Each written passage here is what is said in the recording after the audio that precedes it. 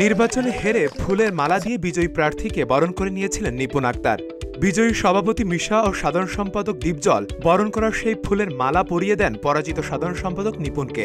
হাসি মুখে সেদিন সকল কাজ শেষ হয়েছিল। একে অপরকে নিয়ে সুন্দর সুন্দর কথা বলেছিলেন, কিন্তু হাসি মুখ বেশি দিন স্থায়ী হল না। মনে মনে কি যেন পুষে রেখেছিলেন নিপুণ, যার ফলাফল দেখা গেল শিল্পী সমিতি নির্বাচনী আয়োজন শেষ হওয়ার 4 সপ্তাহ পর এসে। জানা গেছে ফুলের মালা দিয়ে যাদের বরণ করে নিয়েছিলেন সেই সভাপতি, সাধারণ সম্পাদক সহ পুরো কমিটির কার্যক্রম স্থগিত চেয়ে গত বুধবার হাইকোর্টে রিট করেছেন নিপুণ। 19 এপ্রিল এফডিসিতে অনুষ্ঠিত হয় চলচ্চিত্র শিল্পী সমিতি নির্বাচন। এতে নিপুণ ও মাহমুদ কলির সঙ্গে প্রতিদ্বন্দ্বিতা করেন মিশা ও দীপজল।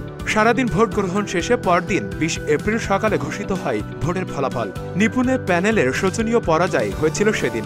ভোটের ফলাফল ঘোষণার সময় উপস্থিত ছিলেন নিপুণ। এরপর তিনি দীপজল ও মিশাকে ফুলের মালা দিয়ে বরণ করে নিয়েছিলেন। মিশা ও দীপজল তাদের পরিয়ে দেওয়া মালা নিপুণকে পরিয়ে দেন।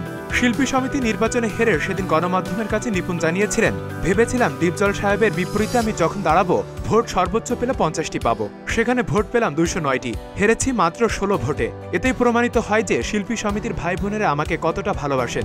এদিকে চলচ্চিত্র সংশ্লিষ্ট ব্যক্তিদের কারো কারো মতে নির্বাচনে এভাবে হেরে যাওয়াটা নিপুণ কোনোভাবেই মেনে নিতে পারেননি। শুরু থেকে তিনি আত্মবিশ্বাসী ছিলেন জিতবেন, কিন্তু ফলাফল দেখলেন উল্টোটা। নিপুণে পরিচিত জনেরা কেউ এই হার মানতে নারাজ, তাই পরিচিত জনদের কারো কারো ইন্ধনে এমনটা করেছেন নিপুণ।